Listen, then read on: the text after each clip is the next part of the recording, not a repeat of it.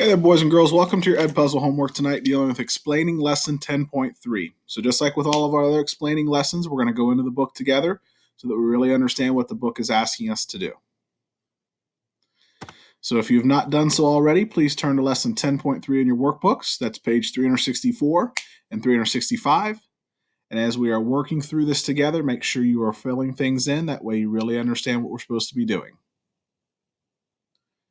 All right, and our learning target for today is I can represent hundredths as decimal fractions, and we're going to be using those area models or those picture models to help us again as well. So the new word we've kind of gotten this target here is hundredths. So we're going to start talking about a new decimal place value spot as well.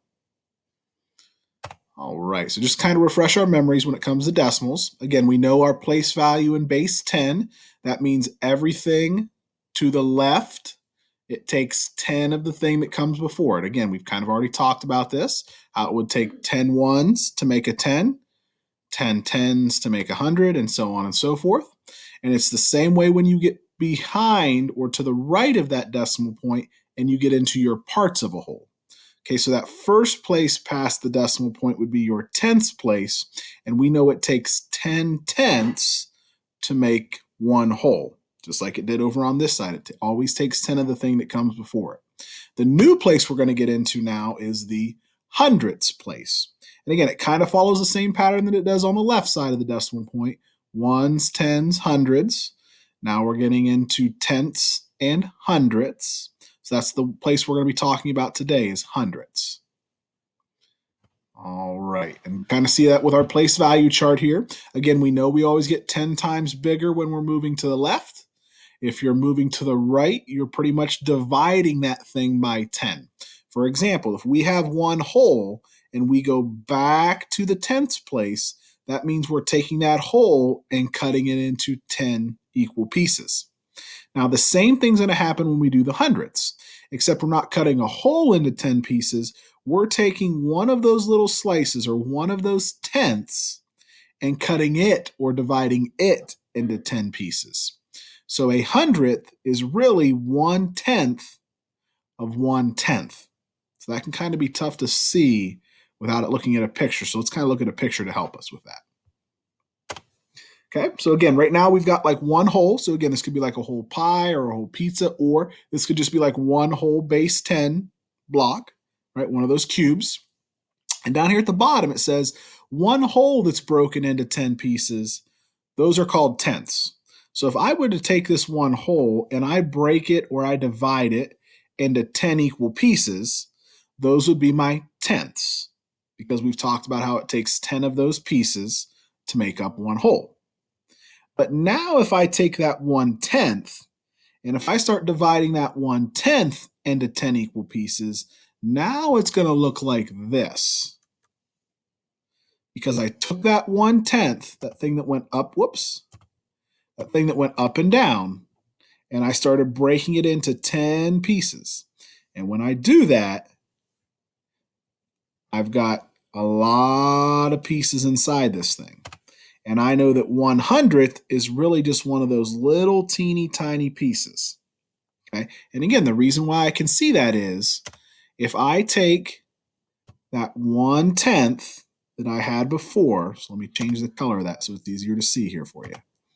If I take that 1/10 that I had before, there we go, and I start dividing it or breaking it into those 10 pieces, that's when I'm going to start getting hundredths because it takes 10 of those little teeny tiny pieces to make one of those columns or one of those tenths. Okay, so keep that in mind as we move forward. All right, because what we're going to be doing today is we're going to be using our area models, which is like the things that we're going to be coloring in or shading in, and they really want to know how many hundredths are shaded. So if we know this whole square, this whole big square represents one whole, just like it did on the slide before, they want to know how many little teeny tiny pieces are shaded in. So there's different ways I could do this. I could go through and count every single little teeny tiny piece, or we know that this right here is a tenth, isn't it? Yeah, we know that this stack or this column is worth 1/10 because we've dealt with that already in this unit. So really, I know that I've got 1, 2, 3, 4. I've really got 4 big tenths. So let's think about that for a second. Instead of counting all of the little teeny tiny hundredths, I could count my tenths first and then go count my extra pieces after that. So we already said that we know we've got 4 big tenths here, and we can kind of see that again here. Remember, a tenth goes all the way up and down here, and it's got 10 pieces inside of it. So I know that I've got 4 tenths. How many extra pieces do I have over here that don't make up a whole tenth? Yeah, I've got 6 extra pieces. So I've got 4 tenths plus 6 hundredths. And what I could really say with that is, if each of these tenths has 10 pieces in it, I know that would be 10 pieces, 20 pieces, 30 pieces. That's 40 pieces. And 40 plus those 6 extra pieces, that final answer is going to be 46 hundredths. So again, I didn't have to go through and count every single little teeny tiny piece. I used the information I already know how to work with. I know that these are tenths and there's 10 little pieces inside of that.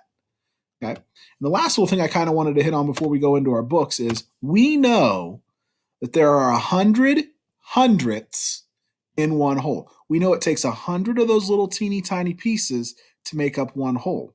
And the reason why we know that, there's 2 reasons. The first one is we can see that there are 10 groups of 10 inside of this hundredth. We can see that because if I put this stack right here, I know that it takes 10 pieces to make that up. So 10 groups of 10 would be 100. Or think about when we talk about fractions. If that bottom number or that denominator is a 100, we know those are hundredths and it takes 100 pieces to make the whole. Okay, so again, keep that in mind as we move into the book now, okay? All right, so if you have not done so please turn to page 364 and 365 because we're going to be doing some shading and writing things in today. So, looking at page 364, what they want you to know here is, for step up number 1, each large square represents one whole. So we know the whole square here is one whole. They want you to write the missing numbers to describe or to tell about the shaded parts in each large whole. So the first thing here says tenths plus hundredths. So just like we just did, you want to figure out how many full tenths or how many full columns are colored in, and then figure out your extra pieces after that. So in this example, I can see 3 tenths because there's 3 complete columns or 3 complete stacks. And then after I know those tenths, there's also 2 extra pieces. And like we said, now we can put that together, and that's going to be 32 hundredths altogether because you know that each of these columns has 10 pieces in it. So that would be 10, 20, 30, plus those extra 2 would be 32 hundredths. Okay. So I want you to finish working on step up number 1 now. Make sure you're writing in the tenths and the hundredths and then what your final answer in hundredths would be. We'll go over those later on. And then I want you to turn your attention over to number 2 on the other page.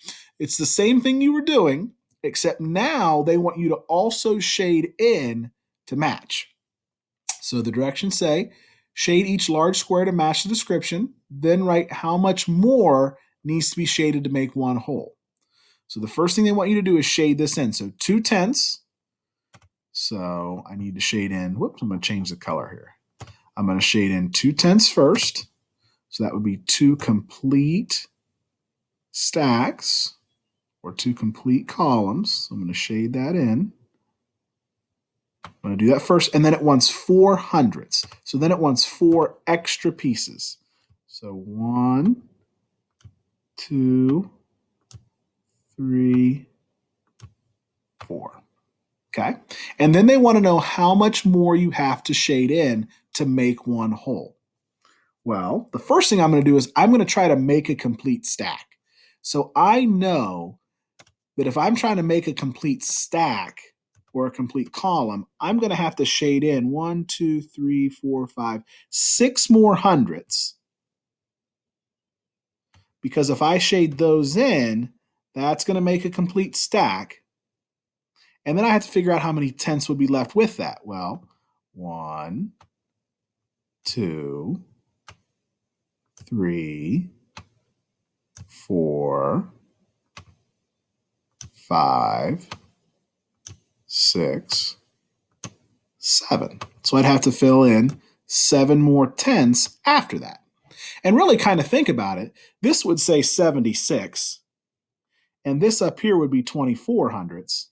If you add 76 hundredths plus 24 hundredths, you're going to get 100, which is a whole square.